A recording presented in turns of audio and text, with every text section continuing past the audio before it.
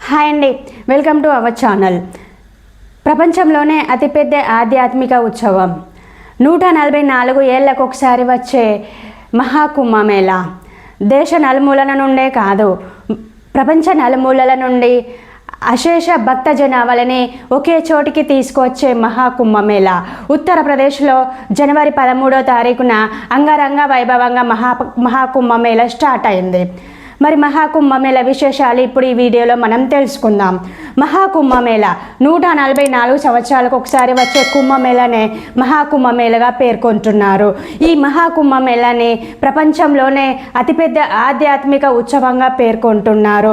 అంతేకాదు భారతదేశంలోనే సాంస్కృతిక ఆధ్యాత్మిక వారసత్వ పునర్జీవ ప్రతీకగా పేర్కొంటున్నారు. మరి ఈ మహాకుంభమేళా విశేషాలను మనం ఇక్కడ వివరంగా తెలుసుకుందాం. మహాకుంభమేళాను అసలు ఎందుకు జరుపుకుంటారు, అసలు కుంభమేళా అంటే ఏంటి మనం ఫస్ట్ చూద్దాం. కుంభమేళా అంటే ఏంటి?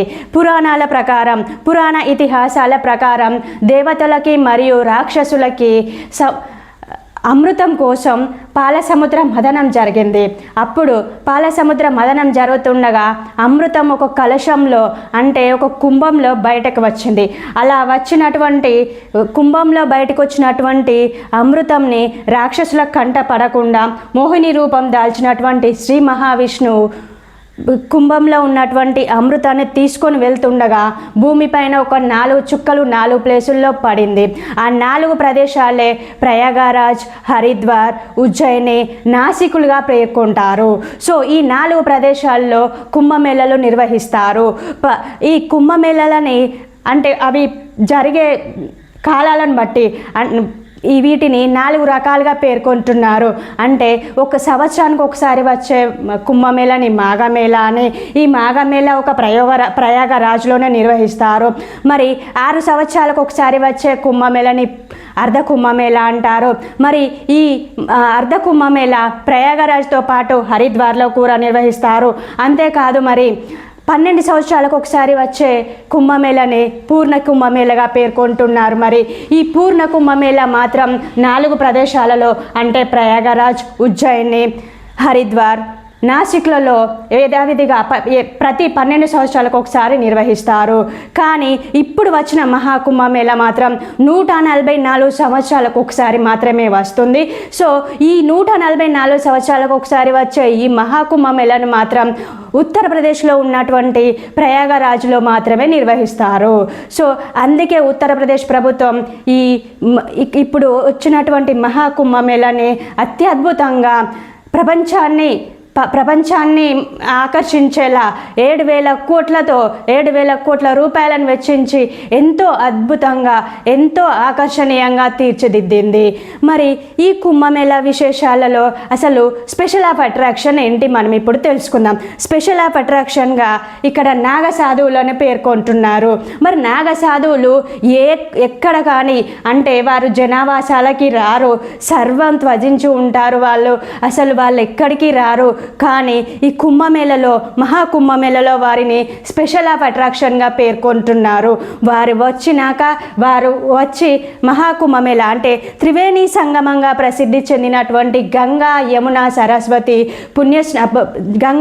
సరస్వతి నదులలో అక్కడ పుణ్యస్నానం ఆచరిస్తే ఆ నది జలాలకు మరింత పుణ్యం చేకూరుతుందని ఇక్కడ విశ్వసించడం జరుగుతుంది. నాగసాధువులు ఎప్పుడైతే వచ్చి ఆ పుణ్యస్నానం ఆచరిస్తారో ఆ తర్వాతనే మహాకుంభమేళా ప్రారంభమవుతుందని పేర్కొంటున్నారు. జనవరి 13వ తారీఖున అంగరంగ వైభవంగా నాగసాధువుల పుణ్యస్నానం ఆచరించిన తర్వాత ఇక్కడ ఉత్తరప్రదేశ్లోని ప్రయాగరాజులో మహాకుంభమేళా ప్రారంభమైంది. అశేష జనావళిని తన చుట్టూ అంటే సుమారు 10,000 ఎకరాలలో ఇక్కడ మహాకుంభమేళాను ఏర్పాటు చేయడం జరిగింది. త్రివేణి సంగమంగా పేరుగాంచిన ప్రయాగరాజులో ఎటు చూసినా కూడా ఇప్పుడు అక్కడ భక్తజన సందోహం నెలకొని ఉంటుందన్నమాట.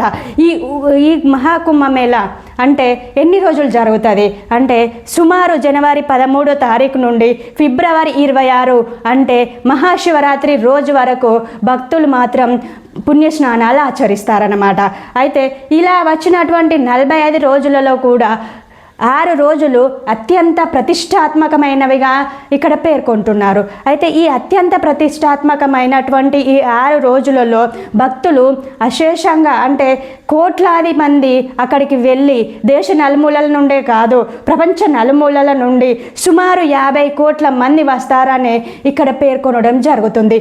ఈ 50 కోట్ల మంది వచ్చేటప్పుడు అంటే ఇందులో స్పెషల్గా చూసినట్లయితే మౌని అమావాస్య అంటే జనవరి 29వ తారీఖు వచ్చేటువంటి మౌని అమావాస్య రోజు ఇక్కడ పుణ్యస్నానం ఆచరించడానికి సుమారు 10 కోట్ల మంది భక్తులు వస్తారని ఉత్తరప్రదేశ్ ప్రభుత్వం పేర్కొంటుంది. అంటే గత 2019వ సంవత్సరంలో వచ్చినటువంటి కుంభమేళతో పోల్చి చూసినట్లయితే అప్పుడే సుమారు అదే ఒక్కరోజు అంటే మౌని అమావాస్య రోజు మౌని అమావాస్య రోజే 5 కోట్ల మంది భక్తజనులు పుణ్యస్నానం ఆచరించారు త్రివేణి సంగమంలో.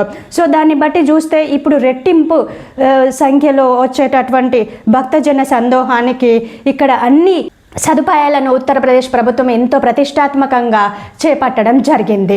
సో ఇంకా ఇంతే కాదు 40 కోట్ల మందికి సరిపడా 40 కోట్ల మంది ప్రజలకి భక్తులకి సరిపడాటువంటి అన్ని సౌకర్యాలను ఇక్కడ యూపీ ప్రభుత్వం ఉత్తరప్రదేశ్ ప్రభుత్వం అయితే ఇక్కడ కల్పించడం జరిగింది. వీటిని కూడా ఒకసారి మనం చూద్దాం. అయితే దీనికోసం ఒక తాత్కాలికమైన నగరాన్ని నిర్మించడం జరిగింది. మహాకుంభమేళ నగరంగా ప్రతిష్టాత్మకంగా తాత్కాలికంగా ఇక్కడ నిర్మించడం జరిగింది. సో ఈ విధంగా చూసినట్లయితే ఎక్కడైనా మనం జాతరలలో కావచ్చు ఎక్కడైనా మనం ప్రతిష్టాత్మకంగా ఉండేటువంటి ప్రసిద్ధ పుణ్యక్షేత్రాలలో కావచ్చు ఇక్కడ తాత్కాలికమైన రోడ్లని 5 కిలోమీటర్లు 10 కిలోమీటర్లు అంటే ఇక్కడ ఏర్పాటు చేస్తారు. కానీ ఇక్కడ ఉన్నటువంటి యూపీ ప్రభుత్వం ఉత్తరప్రదేశ్ ప్రభుత్వం ప్రయాగరాజ్లో ఏకంగా 400 కిలోమీటర్ల మేర ఇక్కడ తాత్కాలిక రోడ్లను నిర్మించింది. అంటే ఈ అంటే కుంభమేళ అయిపోగానే వాటిని తాత్కాలికంగా ఉంచి తర్వాత తొలగిస్తారనమాట. 400 కిలోమీటర్లు తాత్కాలికంగా నిర్మించడం అంటే ఇక్కడ చాలా ప్రతిష్టాత్మకమైన విషయం అన్నమాట. అంతేకాదు మరి ఇక్కడ పోలీసులను కనుక చూసినట్లయితే 45,000 మందిని పైగా ఇక్కడ మోహరించడం జరిగిందని చెప్తున్నారు. మరి సో ఇక్కడ పోలీస్ బలగాలు అంతేకాకుండా మిలిటరీని కూడా చాలా మందిని ఇక్కడ యూపీ ప్రభుత్వం మరియు కేంద్ర ప్రభుత్వ సహాయంతో ఇక్కడ మోహరించడం జరిగింది. భక్తులకు అన్ని సౌకర్యాలను కూడా కల్పించడం జరుగుతుంది. మరి అంతేకాదు ఇక్కడ ఏఐ నిఘా అనేది ఎటువైపు చూసినా ఏఐ నిఘా ఉంది. వందలాది డ్రోన్లు ఆకాశంలోనే కాదు తొలిసారి నీటిలో కూడా ఉండేటువంటి డ్రోన్లని యూపీ ప్రభుత్వం ఇక్కడ ప్రతిష్టాత్మకంగా ప్రవేశపెట్టడం జరుగుతుంది. ఇంకా చూస్తే 2 లక్షలకు పైగా గుడారాలు అంటే టెంట్లని అందరూ భక్తజన సందోహానికి వారి స్టేటస్ని బట్టి కూడా నిర్మించడం జరుగుతుంది. సో అశేష జనాభాలని ఆకర్షించడానికి పబ్లిక్ టాయిలెట్స్ కావచ్చు ఇంకా రోడ్లు కావచ్చు అంతేకాదు 1250 కిలోమీటర్ల మేర సుమారు 56,000 నల్లాల కలెక్షన్లను కూడా ఇక్కడ ఇవ్వడం జరిగింది. అయితే ప్లాస్టిక్ రహిత జోన్గా ఉండడానికి ఎన్ని కోట్ల మంది ప్రజలు రానివ్వండి భక్తులు రానివ్వండి ప్లాస్టిక్ని ఖచ్చితంగా ఇక్కడ యూజ్ చేయడం లేదని ఉత్తరప్రదేశ్ ప్రభుత్వం ప్రతిష్టాత్మకంగా పేర్కొనడం జరుగుతుంది. అయితే మహాకుంభమేళ అనే యాప్ను కూడా ఇప్పుడు ఉత్తరప్రదేశ్ ప్రభుత్వం తీసుకురావడం జరిగింది. ఈ మహాకుంభమేళ అనే యాప్లోకి వెళ్ళి ప్లే స్టోర్లోకి వెళ్ళి ఆ యాప్ని ఇన్స్టాల్ చేసుకొని మనం కనుక చూస్తే అన్ని విషయాలు మహాకుంభమేళకు సంబంధించినటువంటి అన్ని విషయాలు అందులో మనం గమనించవచ్చు అన్నమాట.